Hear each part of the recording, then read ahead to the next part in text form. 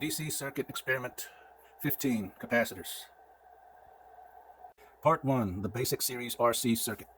Alright, the first part of the experiment is to measure R using this figure. Basically, this consists of 10 volts, a 1.2K, and a 100 microfarad capacitor. And these are the two items right here. Actually, we have just two examples of capacitors. One is an axial and one is a radial. If you notice, they have an arrow that points to the negative portion. So that's important because if you put them backwards, if you put voltage backwards on them, they tend to self-destruct. So that's an important thing to consider. All right, the first thing we want to do is measure R for figure 15.1. So here we've got the ohm meter all set.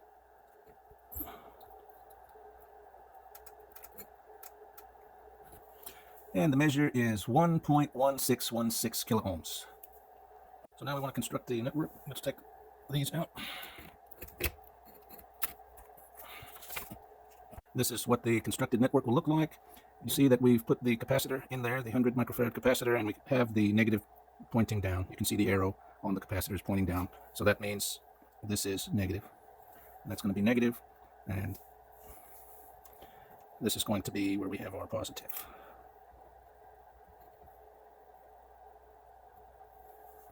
So we've got 10 volts there, 10 volts available. All right, so the next portion, we want to measure V1 and V2. We want to insert that into table 15.1. So you can see V1 is measured across the resistor. We see V2 is measured across the capacitor. The polarity is important, so you need to pay attention to that. We'll go ahead and put the power supply in the circuit. All right, so let's take the meter back out into DC volts to do our measurement. So let's see. There's the positive. There it is. Okay, and we apply power.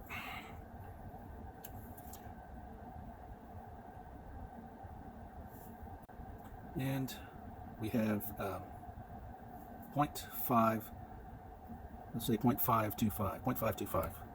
So one thing to keep in mind that 0.5 volts are in millivolts. This is a very small voltage. Just keep that in mind on the scale of things. On the scale of that, in other words, it's very close to zero. It's very close to zero. And anything below the point sign is next to zero. So now we want to measure the voltage across the capacitor. So that is negative. And across the capacitor is 10 volts. 10 volts DC. Let's call it 10.0016. How about that? 10.0016.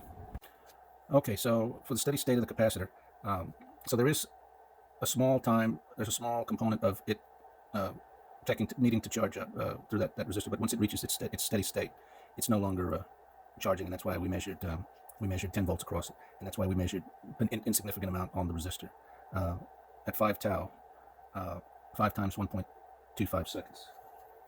So what's happened is the capacitor has opened the circuit. There's that initial inrush through it, but once it reaches its steady state, there's no longer current going through it. For steady state, you can use one of these two methods for doing the calculation. So charging that capacitor was fairly instantaneous. So let's go ahead and disconnect one lead from the voltmeter. And we want to disconnect one lead from the power supply.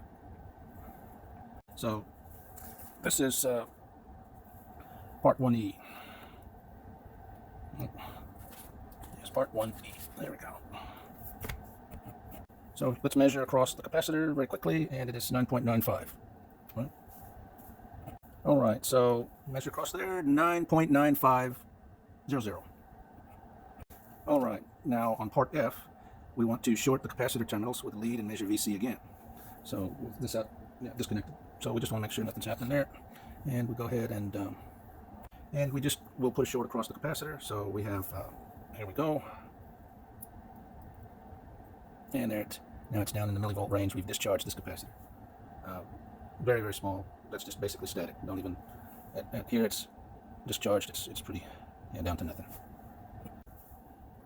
There, and let's see. All right, well, the best thing to do is to just hold. There we go. 9.483. 9.483 millivolts. 9.483 millivolts DC. This is just discharging the capacitor. You want a larger equipment that has large capacitors in it, can hold a residual charge, and they do put resistors in there to drain off those charges when they're running. A resistor that's not large enough to affect the circuit, but to keep a charge from building up and killing somebody. All right, so let's proceed to part 2, parallel RC DC networks. So let's break down this circuit and add a few components. We're going to basically assemble this circuit here. Consists of, we've already got the 1.2K, so we need to add this 3.3K, and we still have it set at 10 volts. All right, but okay, yeah, but not being very smart, I can't measure it in the circuit, right? That would have been silly. So I've taken one lead out. Let's put this in ohms. That would have been terrible.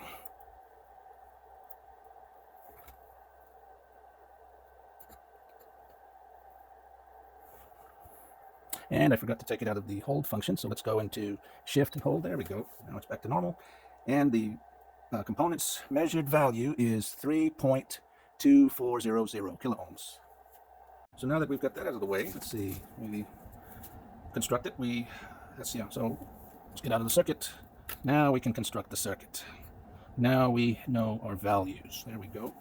So now basically we have the capacitor with its polarity to negative.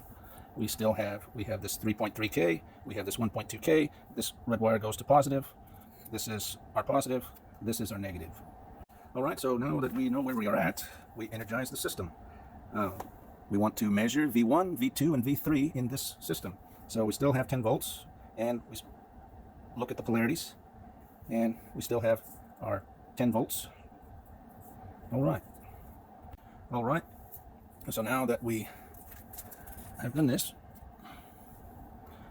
let's apply power.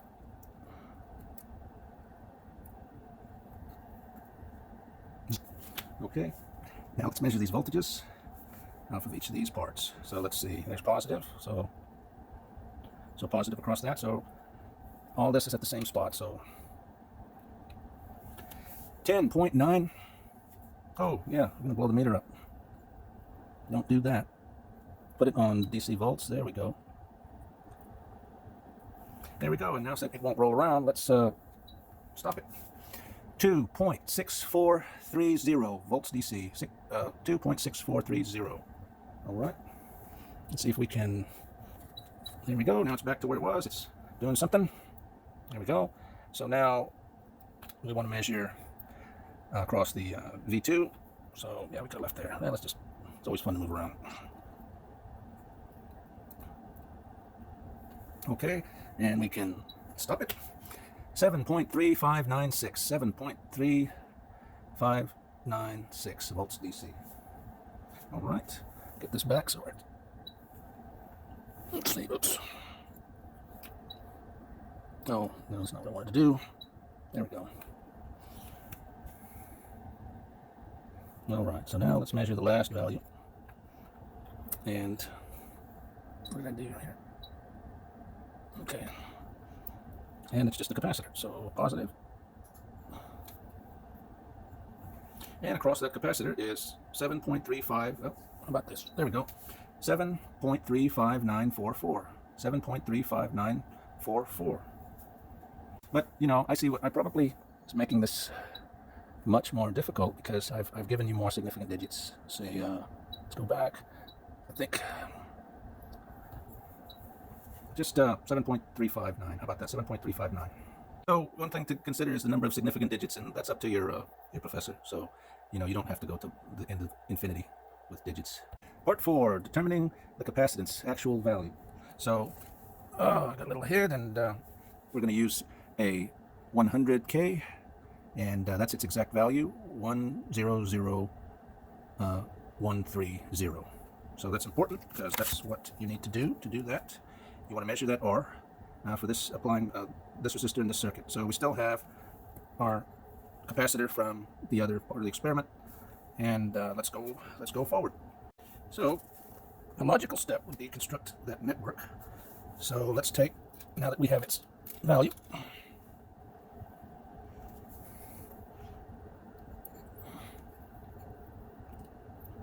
there, that goes in there. That is where we're going to apply. Make sure we get it in the right spot. About right there. And there we go. The constructed circuit. So one thing that we have to pay attention is that we discharge the capacitor, because there could be some, let's see, residual. Let's just see, just for fun. Is there any residual current in there? Yeah, there's something, so that's why you want to do that, so you don't mess up your measurements. So if I put a jumper across here, I have discharged the capacitor. Now, of course, you want to take that out when you start to do the experiment, otherwise you'll not be in a fun situation. So once we've done that, the next logical step is to energize the source. Or we measure VC. When VC is equal to 6.32, we record how many seconds have passed. So let's do that. And always we got to make sure we pull that jumper out before we energize anything. And take the jumper out.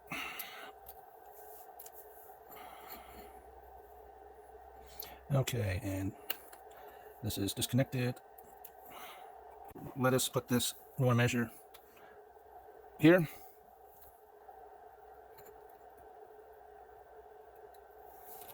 All right, let's just for, don't have any power, so discharge that, okay. And now we're going to use a timer. So power's off.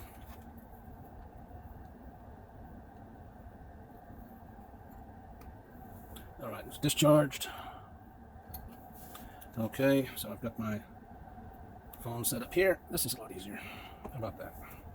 All right, so that's ready to go. We want to get to 6.32 volts. So, oops, okay.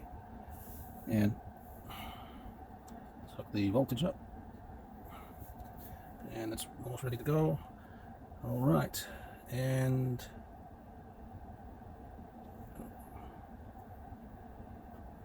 reset. Okay, let's try it again. All right. All right, now we're cooking with gas. So we were looking for 6.32. And that was 11 seconds. 11.12 seconds. All right. So we want to construct this with a 220 microfarad. So we replace the 100 now with the 220. All right, so we want to use the bigger capacitor.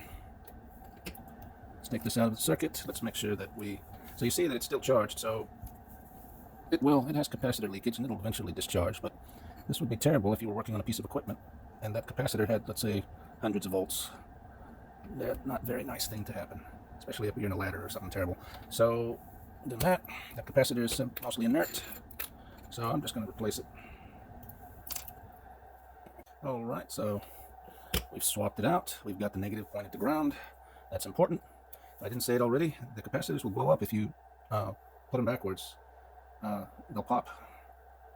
So probably it was stored dead, so well, there was a little voltage. That's why we always want to discharge them. So we've done that. We discharged that capacitor, and we want to energize the source, and there we go. See how many seconds will pass. This is for the 220 microfarad. So we get the phone. We get ready to, let's reset that. We put power. Wait, let's see. Don't want to accidentally damage the power supply, although, okay. We are going to resistor. All right, so we've got this is very near zero volts DC. I see, I missed one. There we go. Let's keep this alive. There we go. There we go. Now it's at 0. Now we're ready to apply power. We've got our timer ready. Let's pull that out. Let's put power in there. Let's see if we can do this again. All right, ready, set, and all right. And we want to reach 6.32. So this capacitor is twice the other one, so it takes longer.